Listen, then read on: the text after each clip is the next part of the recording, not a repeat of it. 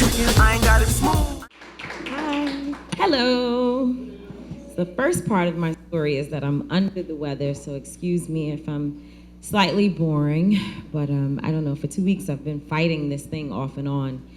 And I feel like I heard all of my story because I lived in Manhattanville projects. That's where I grew up. And so everything that you said from 33, that's where my best friend lived.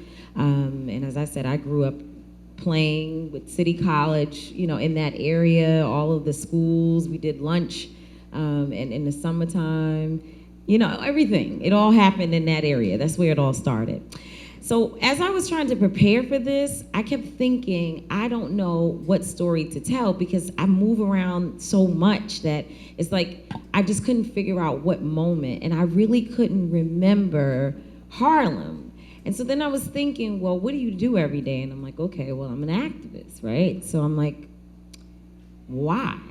Maybe that's a story. Why am I an activist, and where did it start?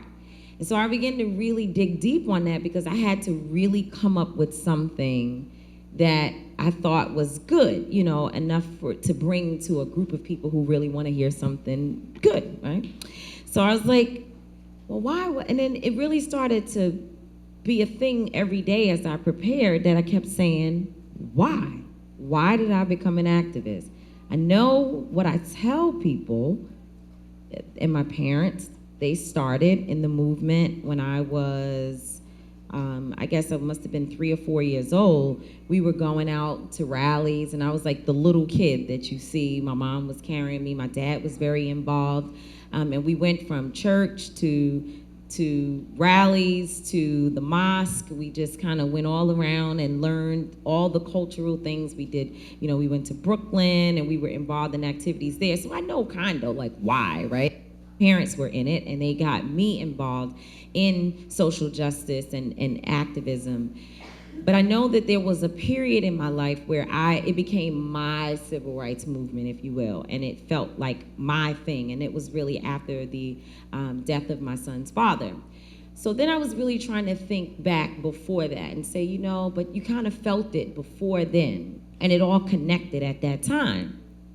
And it hit me as I was planning my storytelling that when I was 5 and 6 years old, I can remember times when we would have to turn the lights off in our house and get down low to look out the window to the backway, which was 133rd Street and Old Broadway. And that was where the projects ended, and the beginning was all of the tenement buildings. And so we would turn the lights off and get down low and peek through the window to watch the person being killed, because there would be shootings happening all the time behind our building. At least every weekend, there was a shooting and someone died. And most of the time it happened in the buildings. You knew that the bodega stores, they were selling drugs, selling guns, all types of things were happening in the backway, because that's what we called it. And I was never allowed, throughout my entire life living in the projects, I left when I was 15, I was never allowed to go through the backway. Unless someone was with me, you couldn't go out the backway. And what I remember the most and what struck me was waiting, like my parents would watch the initial situation, you hear the shots, something happened, they would look, you would know that other people would be, because you could hear paper thin walls, you could hear other people in their apartment saying, oh my God, what happened, here we go again. You saw the sirens, and then after a while it would be calm, and my parents would go back to doing what they're doing, taking care of their business. But I had the window in the back way.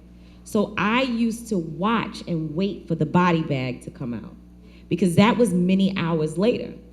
There would be investigation, you see all these people back and forth, but after a while, the body bag would come out. And I began to count the amount of body bags that I saw. So over the years, we're talking, 50, 60 body bags that would come out of these buildings, sometimes 2 and 3 body bags at a time.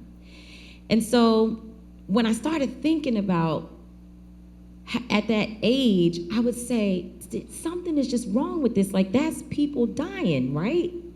Lives are being lost. Like, death to me had a real meaning at that time, because I understood that, like, the person probably walked in and never walked out, and that there was a body bag. So if you fast forward many, many, many moons later in my life, I got a call from my mom one day, and she said, you need to come back. I had left my son with her. He was a baby, 1 year old. No, he was actually 2 years old. And I left him there with her, and she called me and said, you need to come back. And I just left the house, and she said, you have to come back, and I can't tell you what happened until you get here. And so I just remember kind of going crazy and saying, you know, I refuse to come back there until somebody tells me what happened. Because I'm thinking, you know, my dad, like family members, just, you know how it is. And so after a while, you know, it took her a while to get it out. And then she said to me, they found Jason. So I'm like, they found him? What does that mean, Mom? What do you mean they found him? And she's like, they found him and you just have to come back now. And so, you know, they found him meant that my son's father had been found in a ditch. He was dead for 2 weeks. He was completely decomposed by the time that a white woman walking her dog, her little white dog, because I met the little dog, happened to be on their daily walk, and the dog spotted his sneakers. And started to say, you know, basically signal that something is down there. And she looked down and saw that the sneakers were actually attached to a body. And so, so my mom says, you know, you come home. So I went home, and of course everything happened there, found out he was dead and everything. But because he was decomposed, we were never able to see his body. So you all know where this is going. He was put into the casket in a body bag. And for me, that was like the moment. It just connected that when I was little, these bodies meant something to me, and them being in that bag signifying the end of their life or their lives, and then it happening to me up close and personal. The child that I had with a person, I don't think there's any stronger bond between, you know, than the three people that are involved in that moment: the mother, the father, and the child. And I just remember saying, I know I was involved in civil rights and I was fighting, but I have to be involved in a deeper way. Like, I really have to commit myself on another level, because I don't want other people to have to deal with this body bag. I don't want children to see it outside their windows. And I don't want mothers to have to deal with their husbands or their children's fathers being put into those body bags. And since then, every time, whether it be police violence or community violence, I hear that someone is dead, I feel like I am in a body bag. I feel the suffocation on our communities of that body bag. And we have to, as a people, all of us together, we have to figure out a way to put the body bag companies out of business. They can't be in business in our communities. And so that was my little story. And it really came from a real place, because I really had to dig deep to figure out what to talk about today. And when I thought about my experience in Harlem, it was unfortunate, with all the great memories that I had, that was in fact what came to mind. And it just concerns me that there are so many of it. Clearly I'm dealing with trauma. Like, I'm traumatized, right? So if I just happen to hear or see or think about a body bag, there's all this stuff that comes up for me. That's trauma. So can we imagine what it's like to be a kid living in these communities where both the police and the community are terrorizing them because they're dealing with trauma? And if that doesn't mean something to us, if that doesn't reach down to the core of why we should all be involved, then something is missing, and we need to dig deep and figure out, why don't I care?